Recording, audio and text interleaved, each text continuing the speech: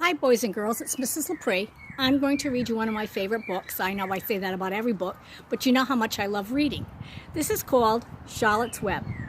The author is E.B. White. He wrote the words. The pictures were drawn by Garth Williams. He is the illustrator. There are 22 chapters. Chapter 1, Before Breakfast. "Where's Papa going with that axe?" said Fern to her mother as they were setting the table for breakfast. "Out to the hog house," replied Mrs. Arable. "Some pigs were born last night." "I don't see why he needs an axe," continued Fern, who was only 8. "Well," said her mother, "one of the pigs is a runt. It's very small and weak, and it will never amount to anything, so your father has decided to do away with it." "Do away with it?" cried Fern. "You mean kill it, just because it's smaller than the others?" Mrs. Arable put a pitcher of cream on the table. "Don't yell, Fern," she said. "Your father is right. The pig would probably die anyway." Fern pushed a chair out of the way and ran outdoors. The grass was wet and the earth smelled of springtime. Fern's sneakers were sopping by the time she caught up with her father. "Please don't kill it," she sobbed. "It's unfair." Mr. Arable stopped walking. "Fern," he said gently, "you will have to learn to control yourself." "Control myself?" yelled Fern. "This is a matter of life and death, and you talk about controlling yourself?" Tears ran down her cheeks, and she took hold of the axe and tried to pull it out of her father's hands.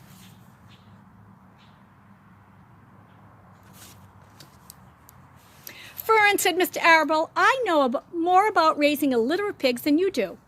A weakling makes trouble. Now run along." "But it's unfair," cried Fern. "The pig couldn't help being born small, could it? If I had been very small at birth, would you have killed me?" Mr. Arable smiled. "Certainly not," he said, looking down at his daughter with love. "But this is different. A little girl is one thing, a little runty pig is another." "I see no difference," replied Fern, still hanging on to the axe. "This is the most terrible case of injustice I have ever heard of." John Arable almost looked like he was going to cry himself. "All right," he said, "you go back to the house and I will bring you the runt when I come in. I'll let you start it on a bottle like a baby. Then you'll see what trouble a pig can be."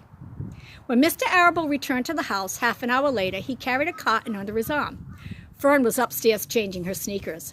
The kitchen table was set for breakfast, and the room smelled of coffee, bacon, damp plaster, and the wood stove. "Put it on her chair," said Mrs. Arable. Mr. Arable set the cotton down at Fern's place. Then he walked to the sink to wash his hands, and he dried them on the towel. Fern came slowly down the stairs. Her eyes were red from crying. As she approached the chair, the cotton wobbled. There was a scratching noise. Fern looked at her father. Then she lifted the lid of the cotton. There, inside, looking up at her, was a newborn pig. It was a white one. The morning light shone through its ears, turning them pink. "He's yours," said Mr. Arable, "saved from an untimely death, and may the good Lord forgive me for this foolishness." Fern couldn't take her eyes off the tiny pig. "Oh," she whispered, "oh, look at him. He's absolutely perfect." She closed the cotton carefully. First she kissed her father, then she kissed her mother. Then she opened the lid again. She lifted the pig out and held it against her cheek. At this very moment, her brother Avery came into the room. Avery was 10. He was heavily armed with an air rifle in one hand and a wooden dagger in the other. "What's that?" he demanded. "What's Fern's got?" "She's got a guess for breakfast," said Mrs. Arable. "Wash your hands and face, Avery." "Let's see it," said Avery, setting his gun down. "You call that miserable thing a pig? That's a fine specimen of a pig. It's no bigger than a white rat." "Wash up and eat your breakfast, Avery," said his mother. "The school bus will be along in a half an hour." "Can I have a pig too?" asked Avery. "No. I only distribute pigs to early risers," said Mr. Arable. Fern was up at daylight trying to rid the world of injustice. As a result, she now has a pig. A small one, to be sure, but nonetheless a pig. It just shows what happens if a person gets out of bed promptly. Let's eat. But Fern couldn't eat until her pig had a drink of milk. Mrs. Arable found a baby's nursing bottle and a rubber nipple. She poured warm milk into the bottle, and she fitted the nipple over the top. She handed it to Fern. "Give him breakfast," she said. Here's Avery with his gun. Air rifle.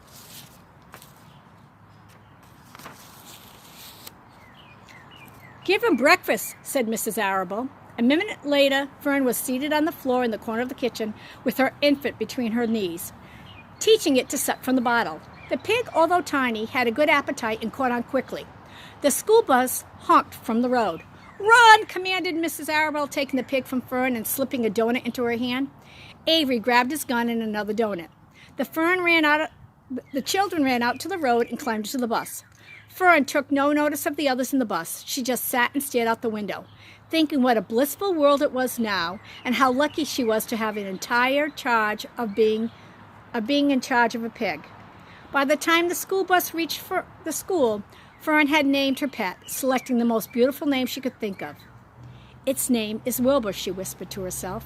She was still thinking about the pig when the teacher said, "Fern, what is the capital of Pennsylvania?"